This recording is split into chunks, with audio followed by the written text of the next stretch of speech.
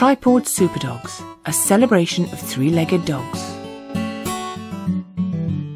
Hi, I'm Julie Hill, and today I'm talking to Sarah Loveland about her dog Roobi. Well, and more actually, isn't it, Sarah? So it's a lot more than just about Roobi now, isn't it? Yeah. So it's a big thing now. Yeah. Lots of dogs. Yeah. Oh, yeah. So it's grown and grown. I love this. I love how organic it is, because let's start off with what it actually is. Let's tell people what it actually is. So it's a tripawd project, isn't it? What's a tripawd? Tripawd is a dog with three legs. Yeah. So tripawd is the three-legged part, and then the D on the end. Dog. So quite often you'll see it written as a tripawd with a dog with a D on the end. And yeah, it's a dog with three legs. You do get other animals, like cats and things that also have three paws. But this project is focusing on dogs. Yeah. Maybe we'll move on to cats next. Maybe that's next. Yeah, we'll get this one done first. But yeah. So, and let's be very clear, this is a celebration, isn't it? This isn't a commiseration. This is a celebration. Absolutely. And, it came about, my mind was completely blown by what I've seen and experienced when meeting these dogs. And I just so strongly believe that we need to celebrate them. And they are actually super dogs. They are totally amazing. Yeah. I have thoroughly enjoyed learning all about them and meeting, e-meeting all the people and many of the dogs. It's been fascinating, really, really interesting. So let's talk about the dog that started it all off. Let's talk about Roobi. Yeah, sure. She was beautiful, but when Roobi first came into your life, take us back to that. What was Roobi like when you met her? Crazy. Yes. Roobi came to us when she was about 18 months old. She was a rescue. She came over from Ireland. Yeah. And when I first saw her in the kennels, she was completely switched off. And she's a ginger kind of lurchery kind of dog, so very fast on her feet. And one of the other dogs that I owned at the time liked that kind of breed to chase and play with. He was very uncertain of lots of other dogs, but he liked that breed, so I was drawn to her. And she was crazy. She had springs in her feet. She'd be on the dining room table. It would be high speed laps around the lounge, up and over anything. We used to call her our ginger nutter, because she really was completely. She'd just be quiet, and then suddenly this burst of energy would come from nowhere, and she would literally, if she could have been on the ceiling, she would have been. She was very, very lively. And even, before she had to lose a leg, she was still running around at speed at 13 years old. Wow. So she was 13, but she would still give my younger dogs a run for their money on a field, high speed, fast laps of the field. She loved the chase and run. Yeah, but I remember, is it my imagination, or did you call her kangaroo? She was like a kangaroo. Yeah, really kangaroo. Yes. The day we brought her home, she literally jumped over a 6-foot fence. And I thought, okay. So we had to move some things around in the garden, so she couldn't do that. But she literally had springs. She would literally do like a lurcher leap. So if there was long grass, she would be boinging up over the top of the long grass, very much like a kangaroo on her back feet. Yeah. Oh, bless. See, we all have, I think all of us have that, what have I done moment, whether it's a puppy or an older dog, you kind of go, what have I done? Oh my goodness. Yeah. I think that's on her toes for sure. Yeah, definitely. Yeah. Bless her. She was full of life. So now take us to how did Roobi lose a leg? Okay, so she had been running around as normal with my other dogs. And then later in the day, she was limping a bit. I thought, okay, maybe she's just pulled a bit of a muscle, because she's 13 and, she's running around at high speed, and maybe, she's just tweaked something. Something's just pulled a little bit of a muscle or something. So we kind of kept an eye on it for a day or two and thought, no, this isn't right. To the vets we go. So our vet is absolutely amazing and lovely. And she had a good look at her, and she thought, maybe it's a muscle, and we'll have some, the good old some meds, anti-inflammatory meds to see if, and to rest it as much as possible and to see if that makes a difference. And over the course of a week, it wasn't getting better. If anything, it was getting worse. Oh. And the meds weren't working. And so I took her back to the vets for a recheck. And our lovely vet said, well, let's just do an X-ray just to be on the safe side to see if there's anything going on. Unlikely, but we'll have a look. So sure enough, had an X-ray, and the X-ray flagged up straight away that the bone didn't look quite right. It wasn't as dense as it should be. And then there was concerns then that it was cancer in the bone. Yeah. So the next step was to do a biopsy. So there's a risk with that because obviously it's a big needle and it can cause more damage to the bone if it's already really weak. But they kind of already knew that it was likely to be cancer from what they were seeing. Yeah. But perhaps we caught it, fairly early. But generally speaking, if it's showing up in the X-ray, it's there and, it's likely to appear somewhere else. So although we wait a couple of days or so for the biopsy result, the question mark was, what do we do? We could operate and remove the source of the pain, because she was in an incredible amount of pain on a lot of meds, and it wasn't really, you couldn't touch the leg. And this has gone from high speed running to not being able to even touch her in the space of 2 weeks. It was very, very quick. And then we had to look at all of the options, and we did have to look at the facts and say, look, okay, she is 13. What is it going to look like? Because in my mind, I'd never met a dog. I might have met one briefly that had 3 legs, but I've never known anybody that had been through it. Yeah. And I was like, so I was doing, good old Google, having a good old look through, getting as much information as I could. And the prognosis wasn't looking great. It was kind of like, well, if we do amputate, we may only have 4 months.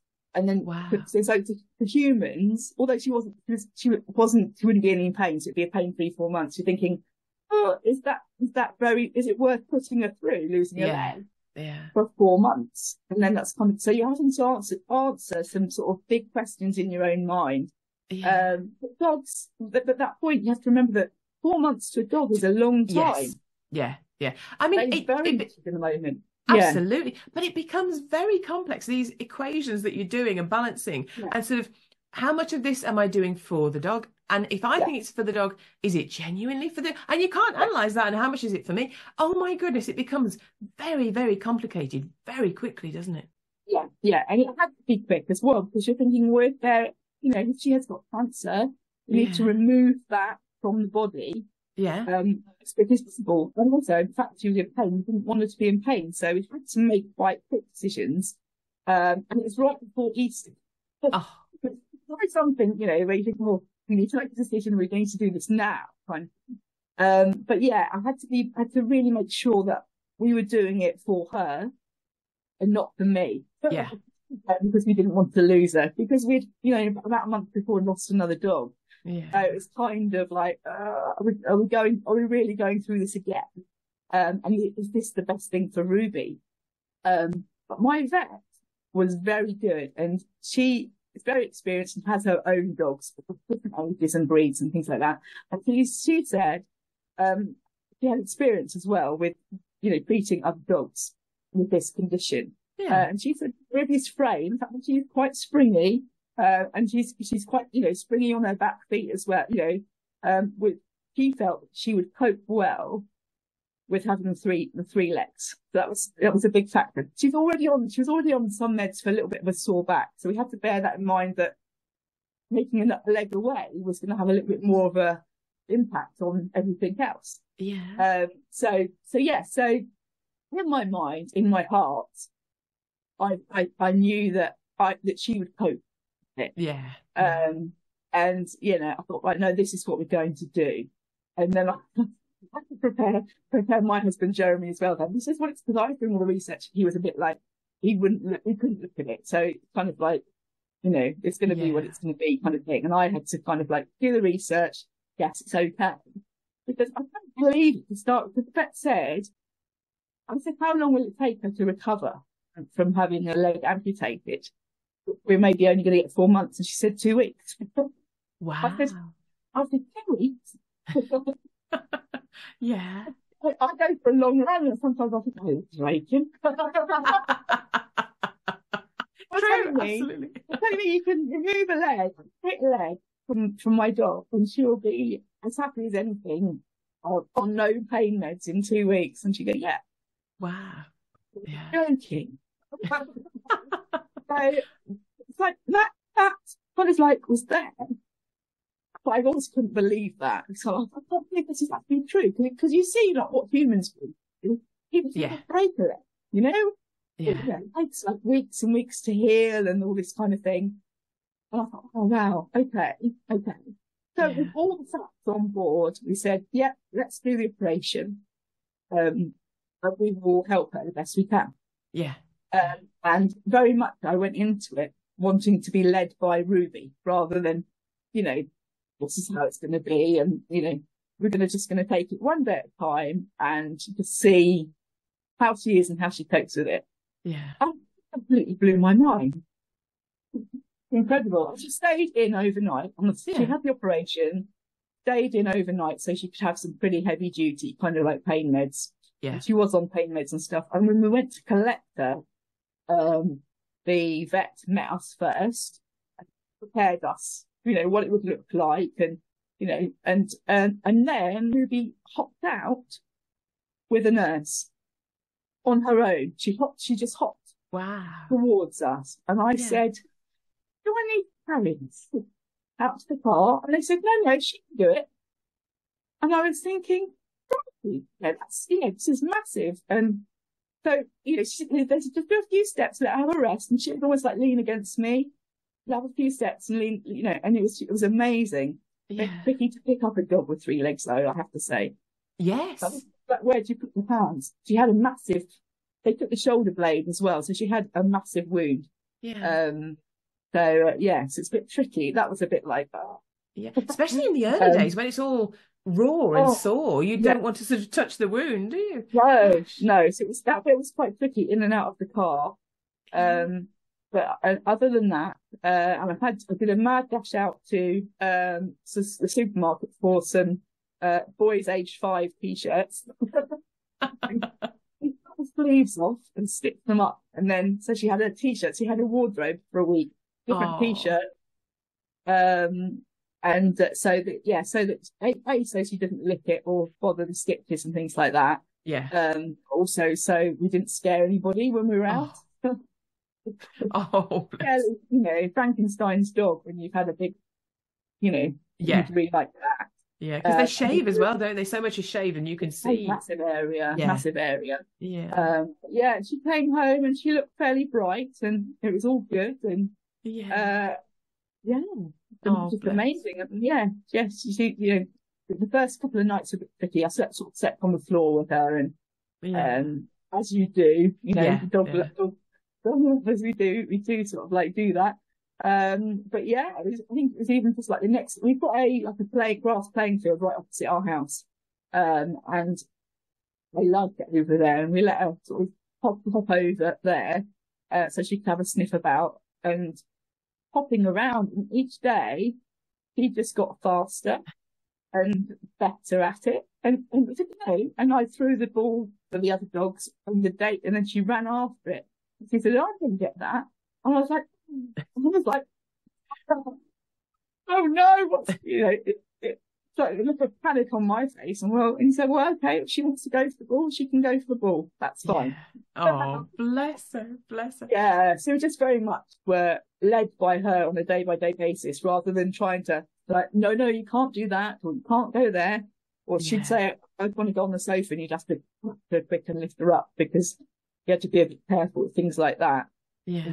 But generally, I just couldn't believe it. And sure enough, within 2 weeks, the stitches were all out, and she was on some meds, but only because of her age, really, and her back, you know, a bit sore. And and she had started physio, so she had a monthly 4-weekly physio appointment where she'd have a massage. A bit pampered, and life went on.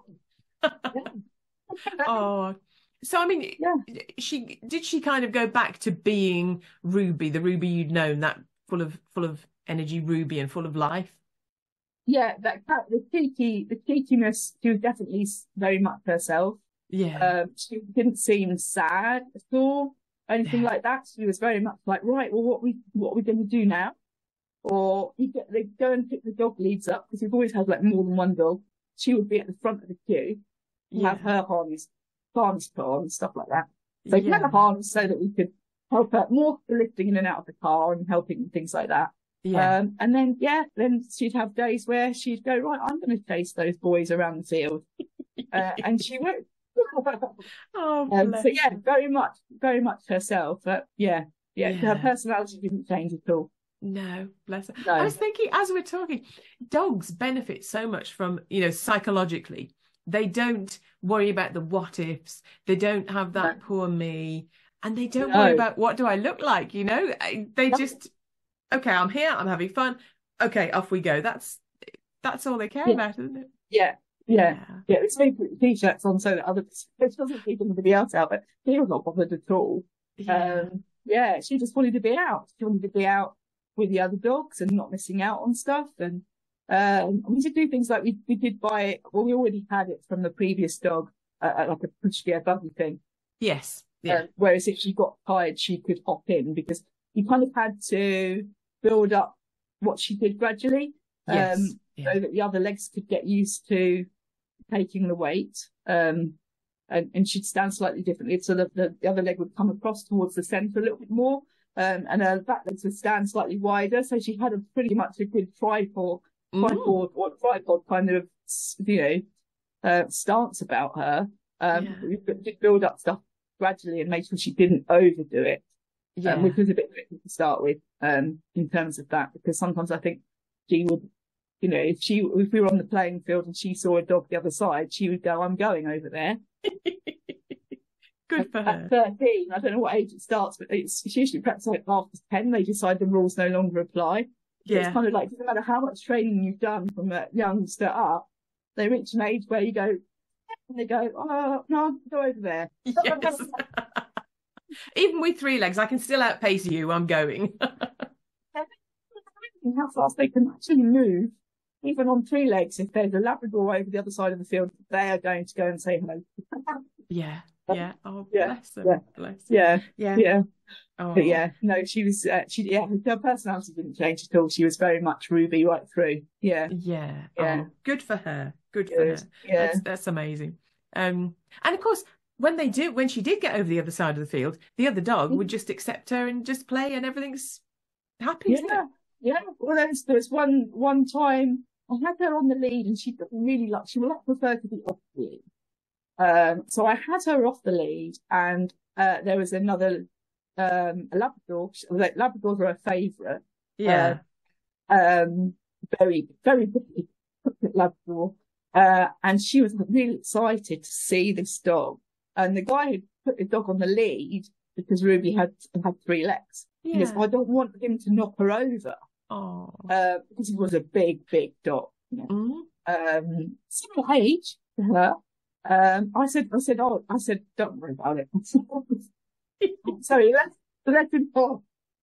They had a little chase around. I was thinking, God, it's enough now.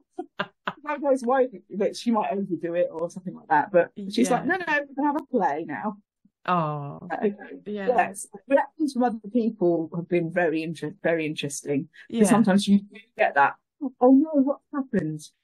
What's happened? You all right? Well, she's amazing. I do that myself though.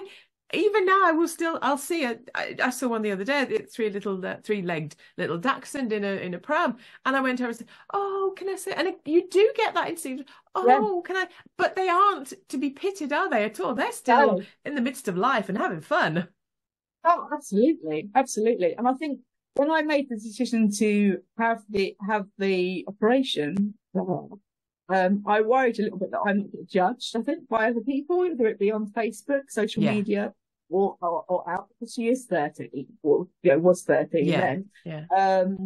That they might think, oh, am I doing the right thing? Whereas I was quite confident in my decision that it was the right thing. Yeah. But you do think, oh, you know, what are other people thinking? Are they judging me as a dog owner?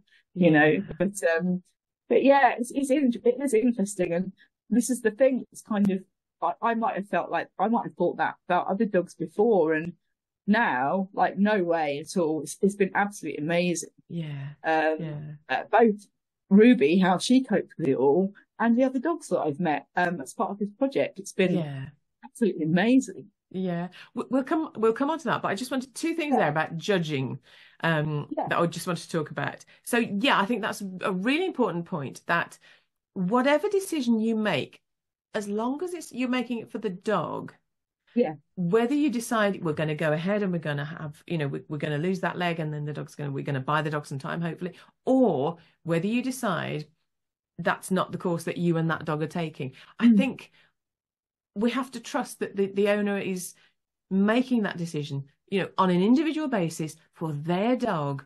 And as you say, and not judge, just try and support. Yeah. I mean, ultimately, we know our dogs the best. Yes. We know what they're like at home and what they're capable of and what their quality of life is like. And it's that quality of life that is the most important thing. You know, if it's going to impact and they're not going to have a great quality of life, then it's, you know, it's a different decision to be made. But I think, you know, we all know ourselves the best, you know. We all know our dogs the best too. Definitely. Well, sometimes they think that, you know, don't know better, but but we know. Absolutely. And the other thing, you know, using strollers or pushchairs or prams or whatever mobility aids for them. Again, we had to use one with our Bichon Frise, who had cruciate ligament surgery, and so she was in a stroller just briefly. And I got so cross with people judging that I put a big label on it saying, you know, I am recovering from cruciate ligament surgery. Again, the odds are that person is using that stroller or pushchair or whatever for the dog's good. So again, you know, by all means, go over and say, oh, hi, why are you using a stroller? Have the conversation. Don't judge though, because it's probably for a jolly good reason. Yeah, absolutely. Yeah. It's not something we take lightly, but it's kind of like, you know, it's something that makes their quality of life even better. And we bought it for the dog that we'd lost, you know, earlier at the start of last year.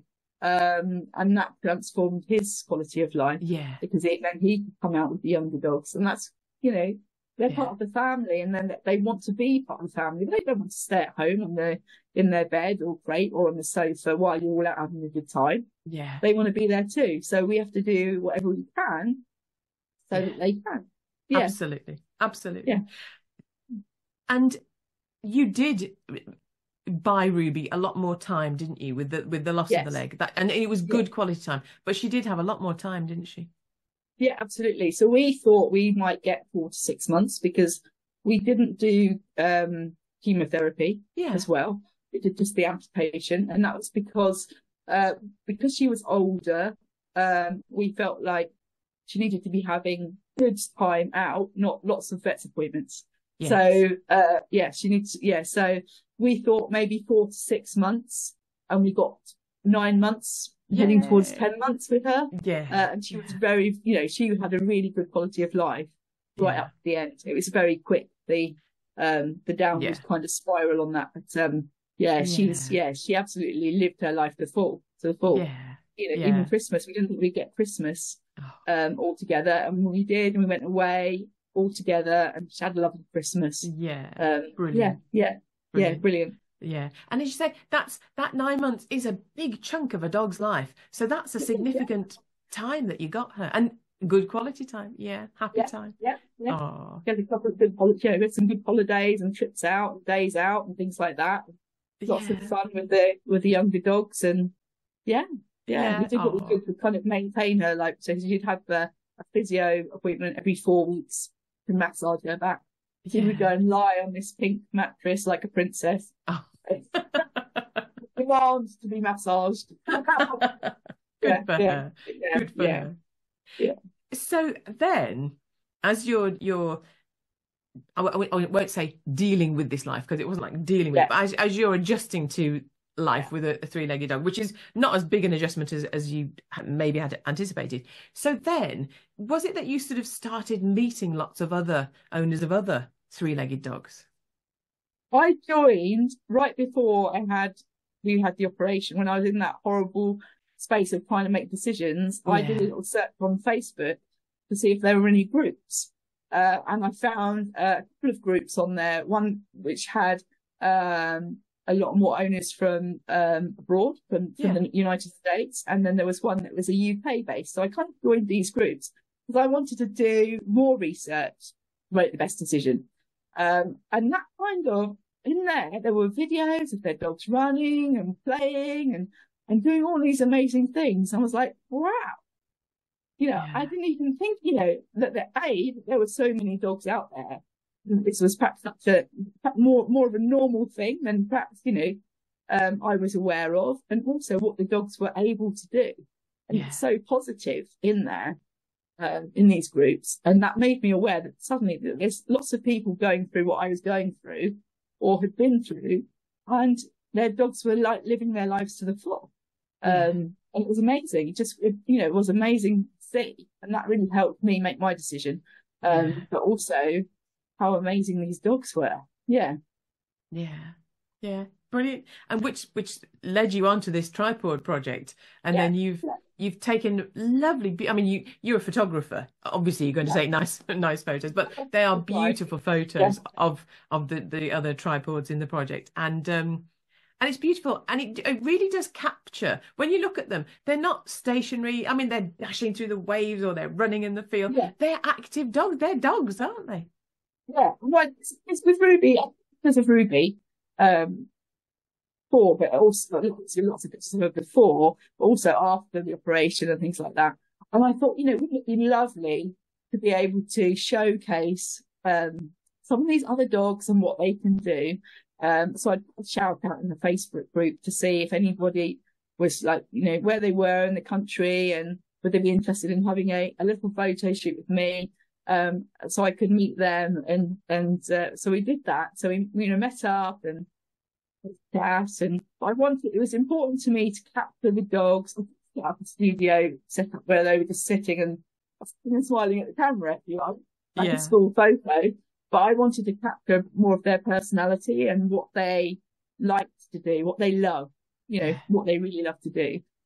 So that's why we kind of did photo shoots outside, them doing things that they loved, which was absolutely amazing. And it was, one of the photo shoots we did was with a lovely dog, Bella, and it was at the beach. Went to the beach because she loved the beach. And it was actually the first time she was at the beach since the operation, because she wasn't long post-op. So it was her first visit back to the beach. And it was amazing for me to be able to photograph her and capture that moment. At the beach. It's just incredible. I mean, that would be one moment that really sticks in my mind, because we picked a bit of beach where there's just a couple of steps so she could be lifted down onto the sand. So it's like, and we also picked the time so the tide was fairly in, so she didn't have too far to go because she was water obsessed. And her lovely owner said, she might just she might want to go, she'll probably want to go in the sea for a paddle. But as soon as we hit the sand, she took one look at us and she goes, I'm going in the sea. And she legged it down the sand, straight into the water. And we were like, oh, okay then. But then everybody goes, oh, what's happened to her? Is she all right? And I'm like, oh, yeah, she's fine. Yeah, it's just so fun. We just like laughed and cried at the same time, because it was such an amazing moment to see her. She wasn't going, oh, well, I've only got 3 legs now, I can't do it. She was like, I'm going in the sea. All right. Yeah. Whether you like it or not. See it, yeah. I mean, I think that sums up my experience of chatting to the owners when you say we laughed and we cried. I think that sums it up well, because, I mean, dogs, they do live in your emotions, don't they? Live in your heart, and it stirs up very strong emotions. But it was, I was going to say, looking at those photos, you can see the joie de vivre, the joy those dogs still have. and that's clear from the owners. But, you know, again, the owners have been through that psychological aspect of your dog losing a leg. So I think that sums it up. It was laughing and crying, but in a good way. And they've all lost legs for different reasons and things like that. So, you know, some, you know, is a result of cancer. Some, you know, simple as, you know, breaking a leg whilst on a walk, or, you know, in some kind of accident at home in the garden, and just things you don't expect or plan for. So, you know, they have all been through big stuff. But sometimes I think it's harder for us humans than it has been for the dogs in most cases, I would say. Most cases they've just got on with it and shown us. I would agree. Yeah. Is there anything that you'd like to say to people, whether they know nothing about three-legged dogs, they've never met one, whether they're facing that decision, or, you know, when you're out and about and you meet a three-legged dog, what would you like them to know about three-legged dogs? I think all dogs are so resilient and amazing, and they do very much live in the moment. So if they're out, they want to be out.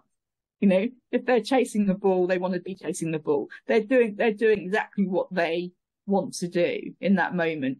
And it's just sort of more awareness, really, that actually, you know, dogs can always teach us a lot in terms of that living in the moment and making the most of each day.